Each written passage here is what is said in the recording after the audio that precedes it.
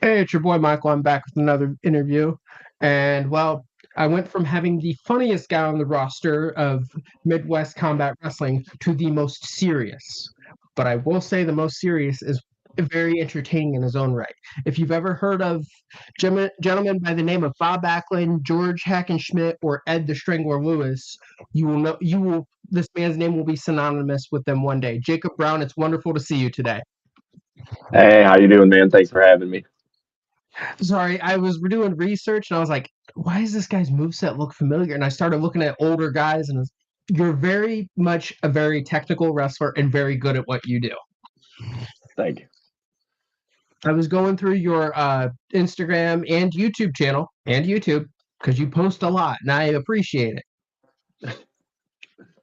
I try to. I feel like I don't post enough sometimes, but I have my moments. You post enough to where, oh, I was reading and I found out you have a background in Brazilian Jiu Jitsu. We talked about that. And Mhm. you are also a personal trainer, which I'm like, wow, that's dedication right there to be in the gym. Yeah, man, absolutely.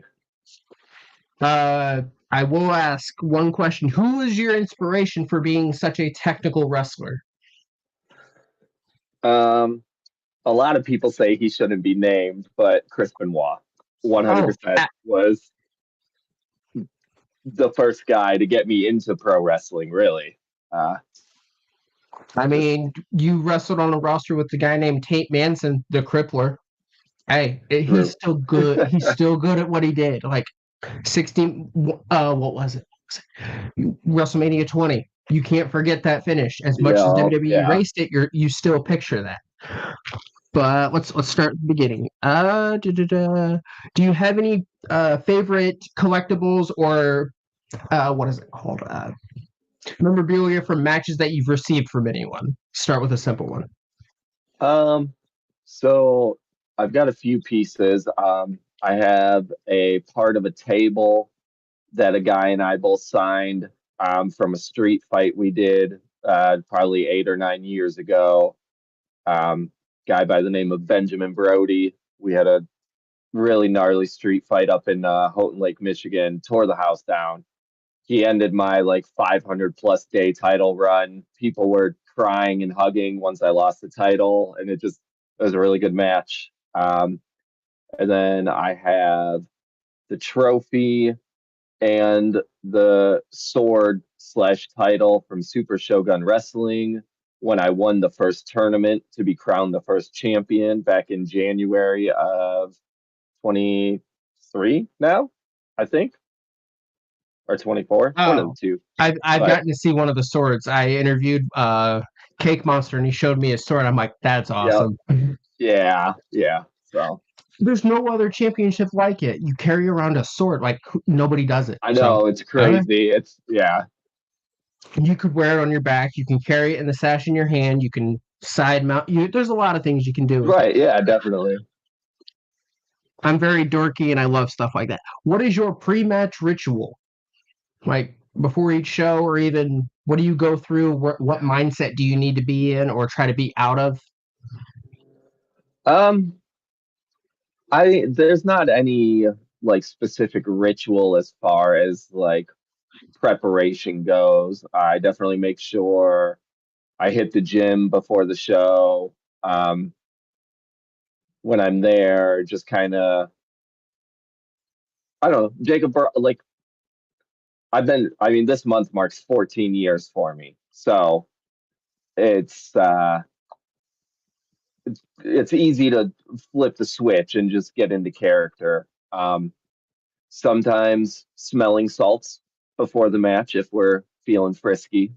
Like Anthony Toatelli and Eric Surge and I are smelling salts guys sometimes and hype each other up a lot before we go out there. So, That's cool because I was gonna be like, I sit on my Instagram since I started following you and Anthony. I've had Anthony on my Instagram, Facebook for years, but mm, between the two of you, there's always something. Like there's a different grip you can do on bench press, something to like change it up just a little bit. yeah. I haven't been to a gym in probably since you started wrestling, but I've been a runner for the past 15 years, so I've stuck Oh, with okay. that. Hell yeah. did running. I did get into backyard wrestling, but certain things happened. Promotion closed down. I did that for 2 years. It was enjoyable, but I love technical wrestling. I love technical. I love comedy. Like I love all sorts of wrestling. I always have. But we'll get it. We'll all get into those fun stories of wrestling some other time. What sparked you to into wrestling? Um, the my earliest memory of seeing pro wrestling on TV was in fact the Radicals debuting on Raw when they were sitting front row and they jumped the New Age Outlaws. And like they were just, you know, tough dudes, all jacked and stuff and beating up other dudes. And I was like, this is cool. And then yeah, I just started watching wrestling and then What was that? I as 99? well was a uh 99 2000 sounds about right, yeah. Yeah, And then I almost of 30 course years ago. also had friends who, backyard wrestled, and so it was the thing to do back then. I love running the ropes in the ring. People are like, why'd you start doing it without a shirt? I was like, because I trained for 2 weeks before I got hurt right after high school in an actual wrestling ring by an actual trainer. I paid up front for like 6 months of training, but then I got hurt and Oh, couldn't do anything. Never saw the money again, but I didn't complain about it because it's part of the risk and the reward. But I loved the idea because I would practice after I got re-healed. After I healed, I would practice my footwork because it's awesome. Footwork is awesome, and you make footwork it is look like huge, almost an absolutely. artwork, like your lariat. I love watching it because it's so smooth. Like it's my favorite word to use is like butter. Your lariat's so smooth, and whenever you do a suplex or anything like that, your timing is really good. Thank It shows 14 years of grinding. That's where I'm getting at. Thank you. Yeah, I definitely. So, Yeah. which championship win or loss has meant the most to you? Like wins and losses mean a lot, but it's really like which one affected you emotionally the most once you got behind the curtain. Uh, Probably losing the title to the Super Shogun heavyweight title to Anthony Toatelli back in August. Um, that one, I'm going to pull the curtain back here just a little bit, if that's okay. As much as Anthony Toatelli and Jacob Braun hate each other in the ring, um, we're very good friends in real life, and he pinned me at the end of the match, and I told him I loved him, and he said I love you too, and the three hit, and the crowd erupted, and I just laid there staring at the lights and just soaking in how excited everyone was, and it was just such a surreal moment, like just the our hard work for this story that we had worked on for 2.5 years coming to an end, and just for the fans to be so invested. Like it's just my favorite moment in wrestling. Oh, absolutely. I can tell you a moment in wrestling. You probably know this one very well. Austin and Bret Hart at WrestleMania 13. Of I still course. get those goosebumps watching it, even though we know what happens and the Yeah, passing yeah, out. And it's like you could never recreate that on a big stage. It's a organic moment. You could never yeah, recreate you getting pinned and just feeling the energy of the crowd. exactly. Yeah. I always love hearing stories like that. Who is your dream opponent? Like if you've not wrestled for someone, or they have to be still living because if they've passed, there's no way to Sure. actually make it happen. But Dream opponent. Um, so I'll rip three off here. Gunther, Timothy Thatcher, and Minoru Suzuki. ooh, Suzuki would be a good one. But that Timothy Thatcher, I was thinking about that. Like I was watching Timothy Thatcher when he was in what was that Evolve. That I Yeah. think that was his most brutal time period where he knew he was good enough for NXT, but he was just Uh, boom. yeah, I'm a big fan of his work. Absolutely. So you'd thrive in a fight pit situation where they did or the Yeah. Lucha Underground, no ropes, no problem type of deal. That would be very fun. I haven't done one of those blood sport matches, as they call them, I guess, Yeah. because of Josh Barnett's blood sport. I would, yeah, one of those matches would be super dope. I will say one other question I've only thrown out one other time. If you could go 60 minutes, who would that opponent be like for 60 minutes? Who you've not Oh, faced frequent enough? oh, that's a interesting one. 60 minutes to go with someone is just a long time in itself. The longest I've been in a match, I did a 30-minute match. We went to a time limit draw, and so it was a legitimate 30 minutes start to finish. 60 minutes. Oh man. It would have It like I don't know. It would have to be someone who, can be technical and someone who can be a brawler and maybe some high flying in there too to spice it up. Um, gosh. Surge's answer was Anthony. I was like, yep, that could because Anthony's done Anthony 60. wrestle all the time. That's like so that's so I wouldn't want to see that match because they wrestle all the time. That's not fair. Um, 60 minutes with Brandon Beretta would be Ooh. something. Another thing that just came into my head, 60 minutes you and Ashton Adonis. Yeah, That would be emotional. Like everybody would just be mentally exhausted after that. yeah, Because what was absolutely. that at the MWC Mayhem? I think that's who you faced, if I'm Yep, not mistaken. yep, Everybody was tired after you wrestling 14 minutes, give or take at the 14-minute mark. The crowd was a little rough, but they were still enjoying it. Like nobody, I don't yeah, think there was a definitely. dead moment in that arena. Yeah, Uh, where's that? Oh, while I'm here, I already have it pulled up. I'm going to share my screen. There we go. Screen. Since you are very well known on the YouTube scene, I'm pulling up your YouTube, and I tell people, and where is it? What's that? I pulled up your YouTube, and it has all of your contact information too. yeah, yep, All of it's right there. Like there's a you have so many like good things to watch, and it's not just wrestling; it's the powerlifting. There's one specific video. I'm not going to click it right now.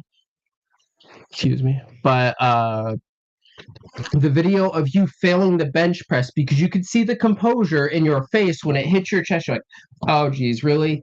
And then it's not a fail. It's a very in, knowledgeable move where you just like threw it to your side. Most yeah, people would try to wheel it down their legs. And I was like, that's very smart. You did it that way. Of course, personal trainer. yeah, yeah. I mean, well, so I've done it both ways before, rolling it down, but sometimes, you don't want to get caught on your manhood and stuff rolling it down your body. So generally just dumping it to one side is a little bit safer if you have room. Oh, yeah. Yeah. But I think I've watched all the shorts you posted. The bench press one, all the bench press, the squats, the sumo squat. Just I love watching YouTube videos. And I was like, let me just binge a little bit. It was 2 o'clock in the morning when I stopped. I love wrestling, but I respect other sports. So it's one of those things. Yeah, absolutely. Where is it? What is your go-to snack? I always forget to answer that one. Oh, my go-to snack. Yes. I'm a sucker for sour candy. I will just devour any kind of sour candy. I this is my go-to right now. The protein count and the sugar's low. I love it. The peanut butter filled pretzels. Oh, nice. Okay. Yep. I slam a jar of peanut butter a day is where I'm at right now. I'm about a jar a day. I definitely snack Like on some peanut butter as well, but my guilty pleasure is sour candy. yes. I assume when you're on the road and you're like stopping at a gas station, you glance through those snacks and you grab 2 or 3 bags of the Sour Patch and then right back on the road. Yep, pretty much. Protein shake, a bag of sour candy. Everest. Oh, my son almost came. Everest, come here. Everest, come here. My son Everest here is a big fan of sour as well. Nice. What's up, dude? He is not very smart, and he's realizing. Okay, not. I don't want to say not very smart. He has autism, so he learns very differently. Okay. He's realizing I see myself. Are you meeting friends? I expected this all day, and I was like, okay, how am I gonna stop this? Let's just let it happen. I'm gonna say bye bye. You go have fun. But you're heavy. Ooh. We'll play with that in a bit. Sorry about that. I'm a dad No, you're good. first, You're good. nerd Nothing later. wrong with that. Go that way. Go that way. He's trying to turn on my TV. Uh-oh. Yep. That's fine. Okay. Good, good. Uh, what was a move you do not like taking, but you'll happily take it? What is the worst bump you've taken? There we go. What's the worst bump you've taken? You would say. Oh, I feel like I knock the wind out of myself every time I take a choke slam. Oh, absolutely. Absolutely. I just, Choke oh, slam, choke slam, if you jump high enough, you don't know, like, you can control it, but it's really just how you. yeah. It's better than the, what was that? The border toss that Douglas William took where he almost landed on his head. Oh, yep. If you know the one I'm talking about. Oh, and I'm on my third Red Bull and Boba. Oh, It's an interesting combo. It's distracting. Does he have any questions? Who are your favorite? Who's your Mount Rushmore of wrestling? oh. Um,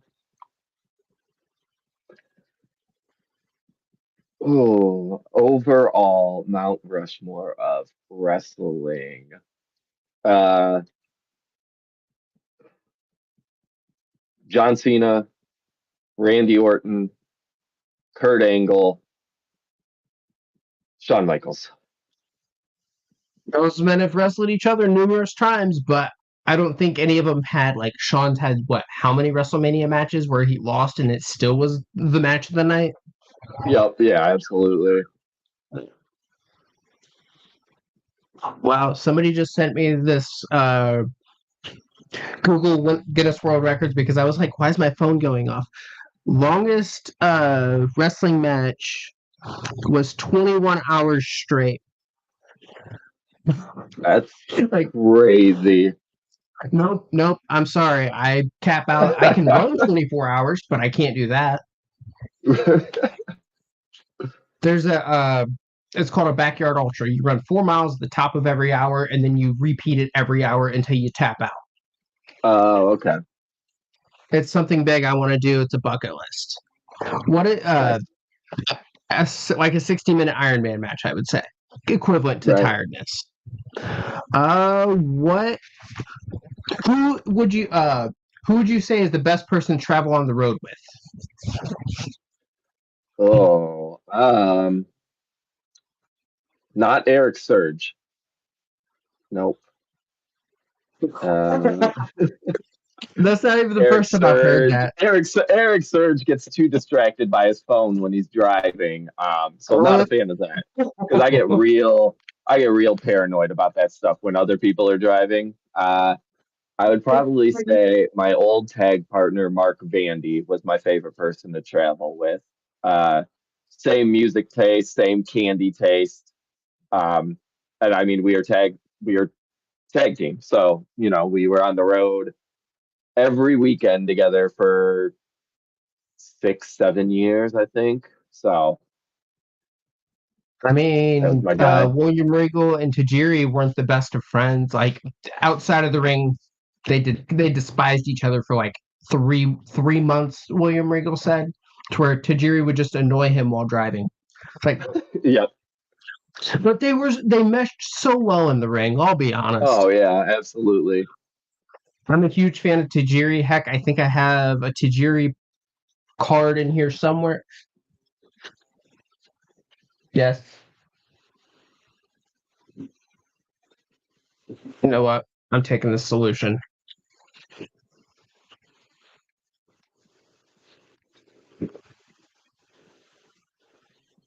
Instead of having my volume turned up, there you go. Take a battery out. Parenting. Who Yep. would you say was the worst to travel with in the car? Serge. Um, I mean, yeah, so it's not Surge isn't terrible to travel with. Luckily, the people I travel with now are generally all pretty good. Surge will thankfully drive all the time. But yeah, sometimes he just is a little distracted while driving. So, but luckily no one ever needs like 72 bathroom breaks or anything like that. So,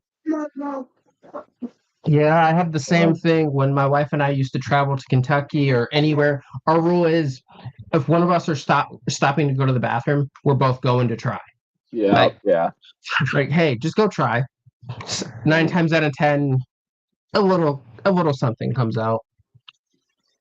Dude, you here. One of my 90s vintage collectibles that he's trying to get me to open. Dude, you don't want that. I promise. There's nothing in there. Okay. No, no, you're heavy. Oh, I got it. My apologies for that. Ugh. I've asked every Congo.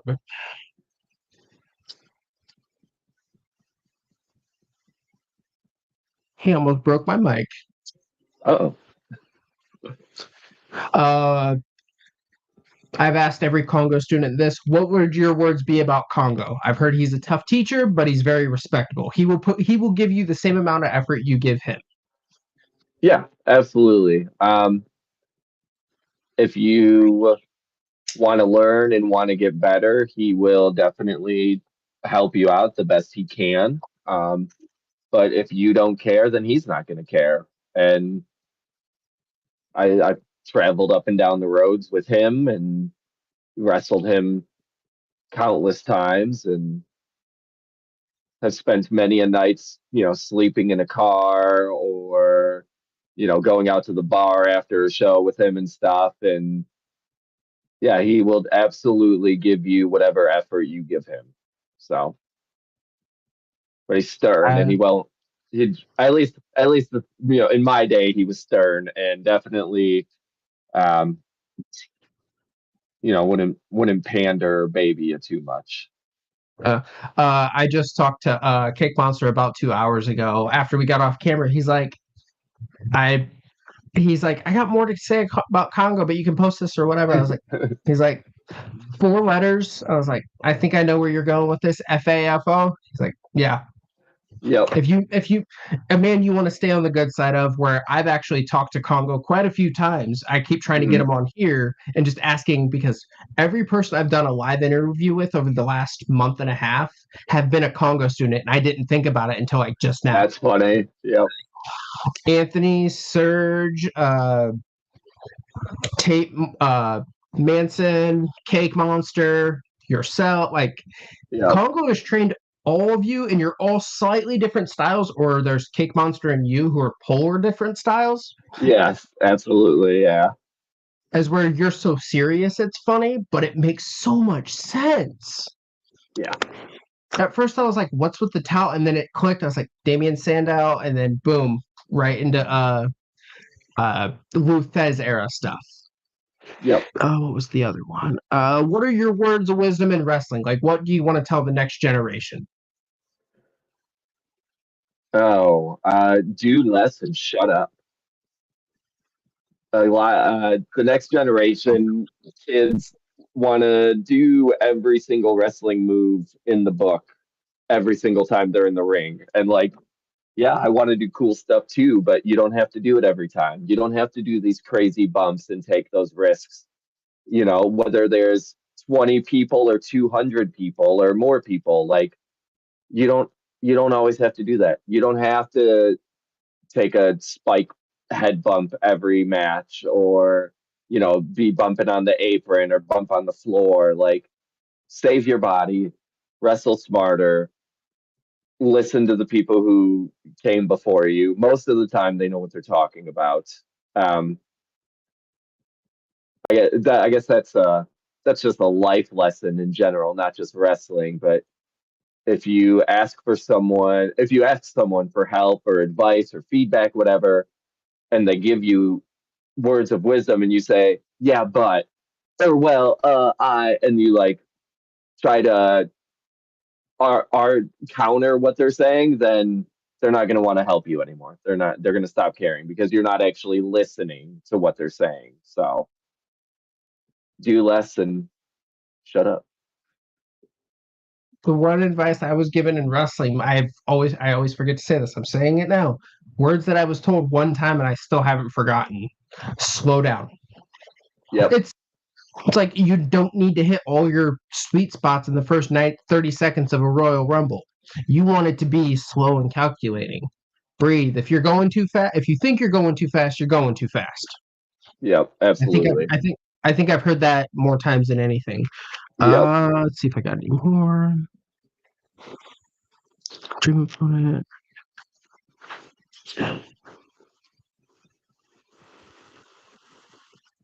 Wow, I wrote that down twice. If you had a chance to wrestle someone who has since passed away, anyone as in Luthez, Quackenbush, not Quackenbush, who's that? Hackenschmidt, or anyone like that, who would you want to have wrestled? Oh, Chris Benoit. Oh, Yeah. I did not see that coming. My brother, my twin brother, who is one of my co-hosts, if you've seen any of us, Latino Heat TM, he is an avid Chris Benoit collector. Nice. Figure. He has 20 or 30 actual figures. Oh man. I used to have a couple way back in the day that I got rid of before he passed away. Um, but I still have the Chris Benoit DVD. I have a cool WCW Japanese trading card of Chris Benoit. Ooh. That's super dope. Yeah. I'll have to send you pictures of it. It's really tight. Absolutely. I love wrestling, and behind me, if I actually move my big head, there is quite a few Power Ranger stuff on this side up here and right here, but all the middle is Wyatt Six and Bray Wyatt stuff. Oh, nice. Okay. And I even got more that I still have to do unboxings on. So stuff like this, I love doing it because I'm dorky. Oh, nice. Who's this? Latino Heat said, I believe he could tag with Cake Monster. It's only Snack Cake smiling, dancing, getting his boogie on. This man does not smile. He is the Dean Malenko No. of MWC. He does not smile. That's a good one. I'll take that. Dean Malenko or Lance Storm. If I could be serious for a Hey, moment.